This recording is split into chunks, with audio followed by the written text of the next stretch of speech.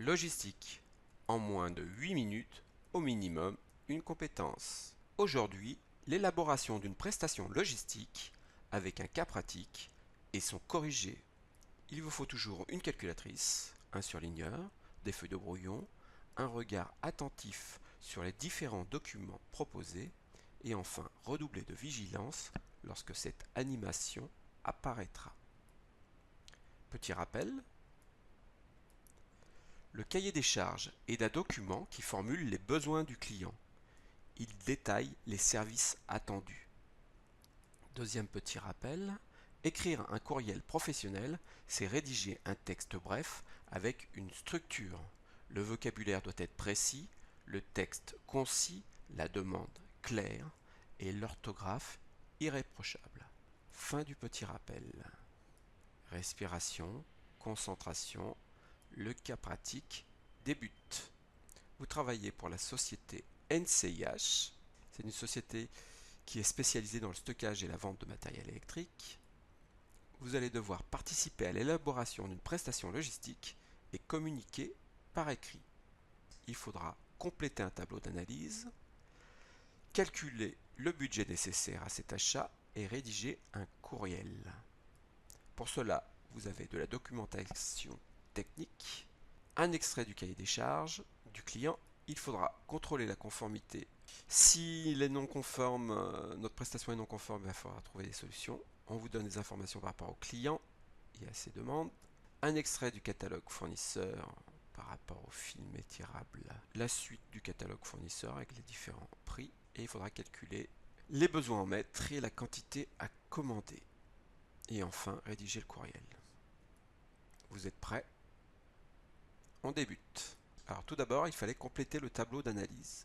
Donc le voici. On vous demandait de contrôler la conformité au cahier des charges client. Je fais apparaître le document technique par rapport au produit. Donc on vous demande d'abord le fabricant et la référence. Donc elles sont ici. Fabricant, c'est Legrand et la référence, c'est 406-13. Alors comment remplir ce document? C'est pas très compliqué. Je fais apparaître le cahier des charges du client Hyperlaser.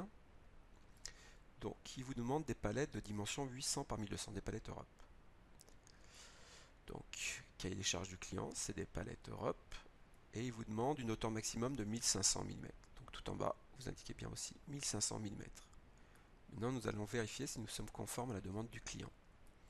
Donc je fais apparaître nos caractéristiques logistiques. Alors nos palettes, ce sont des palettes Europe 800 par 1200. Donc c'est conforme. La palettisation, c'est 6 couches de 16 colis. Donc nombre de couches, c'est 6. Nombre de colis par couche, c'est 16. Donc nombre de colis par palette, 6 x 16, 96 colis par palette. La hauteur de la palette vide, c'est indiqué ici, c'est 150 mm. La hauteur d'un colis, c'est indiqué ici, c'est 255 mm. Donc la charge fait 6 couches x 255, 1530 mm. La charge palettisée, vous rajoutez la hauteur de la palette et on obtient 1680 mm. Le client exigeait 1500 mm. Donc on dépasse, donc c'est non conforme. Concernant le poids, le colis pèse 1,62 kg. Une couche, c'est 16 colis, donc on multiplie par 16.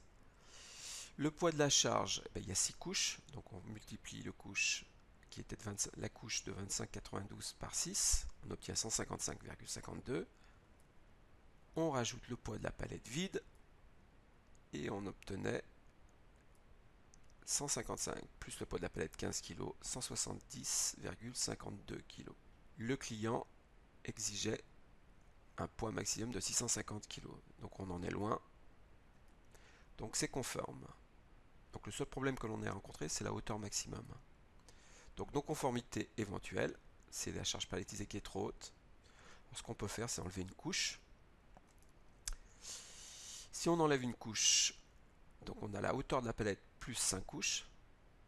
Donc la hauteur de la palette c'est 150, cette fois il n'y a que 5 couches, 5 fois 255, on obtient 1425. Donc là c'est conforme, on est en dessous de 1500. Poids de la charge palettisée, c'est le poids de la palette plus le poids des 5 couches. On obtient 144,60 kg et c'est conforme. Ensuite, on vous demande de calculer le nombre de mètres de film opaque noir nécessaire pour les palettisations. Alors, on va calculer le besoin en mètres tout d'abord. Donc notre client nous demandait 40 palettes. Pour une palette, il fallait 12 mètres de film et la commande était sur 10 semaines. Donc c'était 40 palettes par semaine. Et il va falloir passer une commande pour 10 semaines. Donc c'est pas compliqué. 12 mètres par palette x 40 palettes, on obtenait 480 mètres. Comme c'est pour 10 semaines, on multiplie par 10, on obtient 4800 mètres. Le budget. Voici le catalogue. C'était un film noir, donc nous avons deux références pour le film noir. La première référence, qui est la moins chère, supporte une charge maxi de 700, donc c'est bien au-dessus de ce qu'on a besoin, donc on va prendre cette référence, FEB 14A. On vous dit que la longueur de la bobine est de 300 mètres.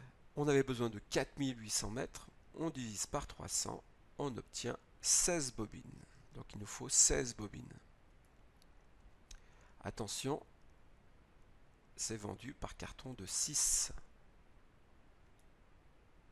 Donc 16 bobines, on divise par 6, on obtient 3 cartons. On devait arrondir à l'unité supérieure, c'était 2, quelque chose.